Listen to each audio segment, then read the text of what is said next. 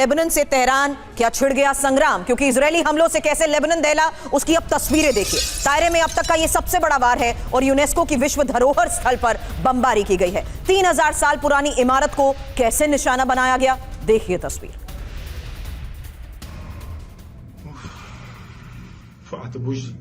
Target पर 3000 साल पुरानी वो इमारत, इजरायली हमला जहां लेबनान में अब यूनेस्को की विश्व धरोहर स्थल पर बमबारी की गई। बमबारी के बाद पूरा इलाका काले धुएं के गुबार से ढक चुका है। हर तरफ सिर्फ और सिर्फ आग और धुआं ही धुआं।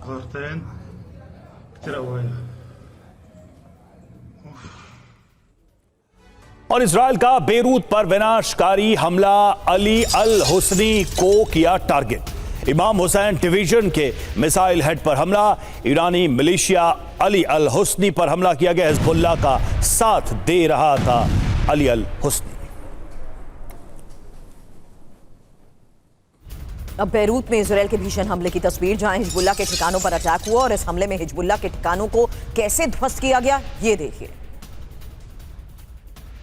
ऊंची ऊंची इमारतों के बीच एक ऐसी इमारत पर धमाका जहां दावा किया जा रहा है कि हिजबुल्लाह के ठिकाने यहां बने हुए थे, हिजबुल्लाह के लड़ाके यहां पर छिपे हुए थे।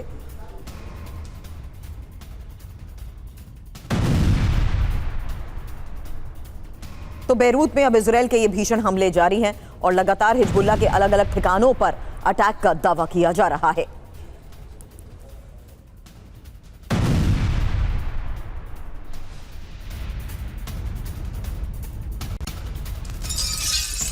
और हिजबुल्लाह के गढ़ अल सूर शहर पर अटैक हुआ है। आईडीएफ की विध्वंसक बमबारी से दहला यह शहर, हिजबुल्लाह के कई ठिकाने तबाह करने का दावा।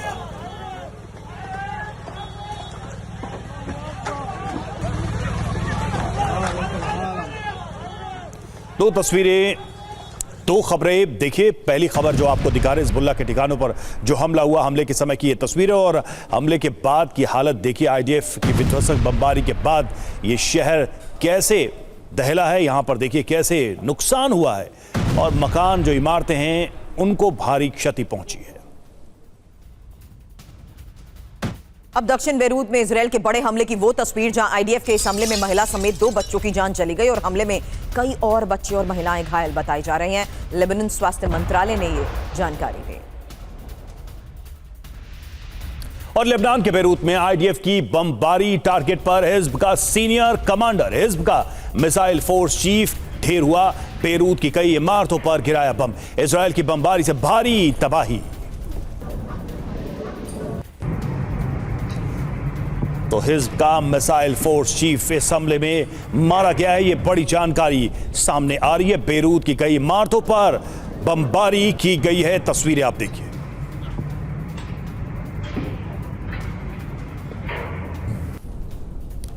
तस्वीरें आपने देखी, अब पूरी इंफॉर्मेशन, क्योंकि 3 हफ्ते बाद बेरूत हिला है। खबर यह है कि इजराइल ने बेरूत में विनाशक प्रहार किया है और करीब 20 दिनों बाद फिर हमले शुरू हो चुके हैं। बेरूत के शुवेफात इलाके में मिसाइल हमला, आईडीएफ ने रिहायशी इलाकों को टारगेट किया।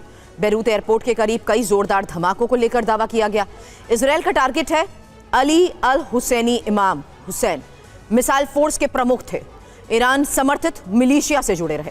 बड़ी बात यह है कि इससे पहले बेरूत पर 6 मई को भी हमला हुआ था और इस हमले में हिजबुल्लाह कमांडर अहमद गालिब मारा गया था। और वहीं इजरायली हमलों से दहला लेबनान। दायरे में अब तक का सबसे बड़ा हमला, 10 से ज्यादा इमारतें जमींदोज हुई। आईडीएफ का दावा, हमले से पहले दी गई चेतावनी।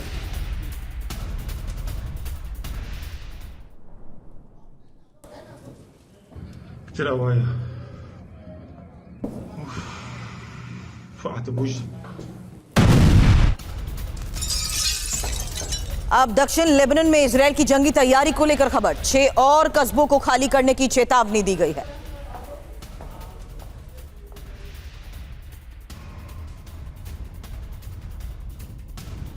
और लेबनान में इजराइल का भीषण हमला, कई इलाकों को आईडीएफ ने बनाया निशाना। रिहायशी इलाकों में हमले से तबाही हुई है।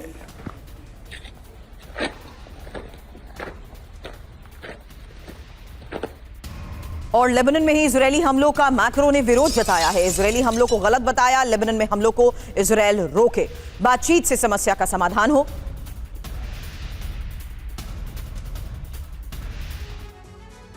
और ईरान की इजरायल को सीधी चेतावनी, इजरायल के खात्मे के बिना शांति नहीं, ये आईआरजीसी ने कहा है। इजरायली सत्ता को पूरी तरह से हटाना होगा।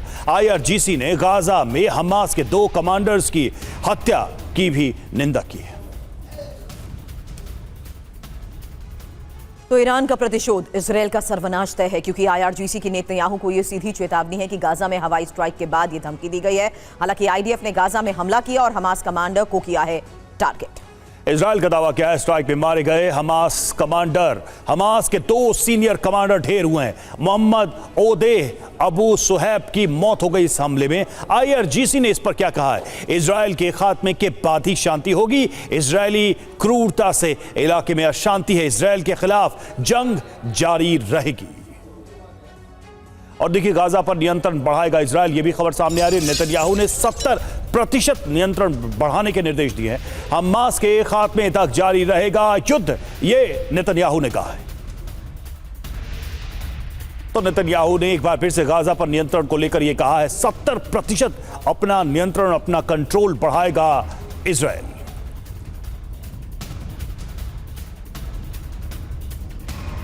तो गाजा को लेकर यह ऐलान किया गया है इजरायल की तरफ से, नेतन्याहू की तरफ से। और सीधी सी बात है कि गाजा पर अब इस नई पॉलिसी के तहत बड़ा नियंत्रण, बड़ा कंट्रोल रहेगा इजरायल का। नेतन्याहू ने भी यह स्पष्ट कर दिया है। दरअसल नेतन्याहू जंग खत्म करने के मूड में नहीं है, वो हमास का खात्मा चाहते हैं और हिजबुल्लाह का अंत चाहते हैं। ऐसे में सवाल ये उठ रहे हैं कि जब ट्रंप डील के लिए बेचैन हैं, तो नेतन्याहू क्यों जंग चाहते हैं? मेरे सहयोगी मनीष झा भी हमें ज्वाइन कर चुके हैं, उनसे सीधा यही सवाल होगा। उससे पहले ये इंफॉर्मेशन कि किन किन मामलों में नेतन्याहू फंसे हुए हैं। भ्रष्टाचार, रिश्वतखोरी, विश्वासघात, वहीं नेतन्याहू पर 3 बड़े आपराधिक मामले भी हैं। बुधवार को अदालत में देनी थी गवाही और वकीलों ने अदालत में अपील दायर की। राष्ट्रीय सुरक्षा के मुद्दे पर गवाही रद्द कराई गई। हालांकि नेतन्याहू शांति नहीं चाहते हैं। लेबनान के साथ गाजा में भी विनाश जारी है। मध्य गाजा पर विमानों से 2 मिसाइलें दागी गई हैं। गाजा में अब तक 72,000 से ज्यादा लोगों की मौत हो चुकी है। बड़ा सवाल यह है कि जब तक नेतन्याहू पर केस चलेंगे, तब तक क्या युद्ध चलता रहेगा और क्या युद्ध नेतन्याहू की निजी राजनीतिक ढाल बन चुका है? मनीष।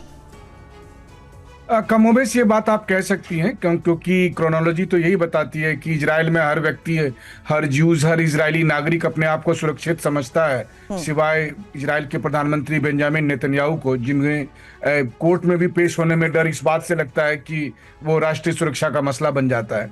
लेकिन अगर आप ये देखें कि इजराइल का जो एक्शन लेबनान में हो रहा है हिजबुल्लाह के खिलाफ, तो इसमें अमेरिका की भी हरी झंडी है।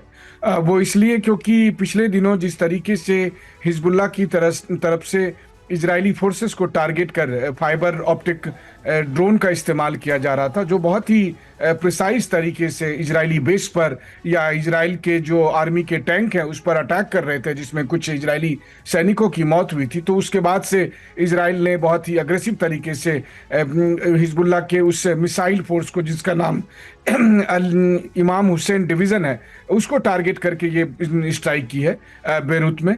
तो आप कह सकती हैं कि सीज फायर के बाद दूसरी बार ऐसा हुआ है जब इजराइल ने बहुत ही आक्रामक तरीके से बेरूत पर अटैक किया है, और ये कहते हुए कि हमें हिजबुल्लाह के मिसाइल डिवीज़न को ख़त्म करना है, जो लगातार इजरायली फोर्सेस पर अटैक कर रहे हैं। और आज की तारीख में भी अगर आप देखिए तो हिजबुल्लाह की तरफ से लगातार नॉर्थ इजराइल पर रॉकेट से या ड्रोन से अटैक किए जाते हैं। अभी भी इजराइल में सायरन बज रहे होते हैं, नॉर्थ इजराइल में खास करके। जी।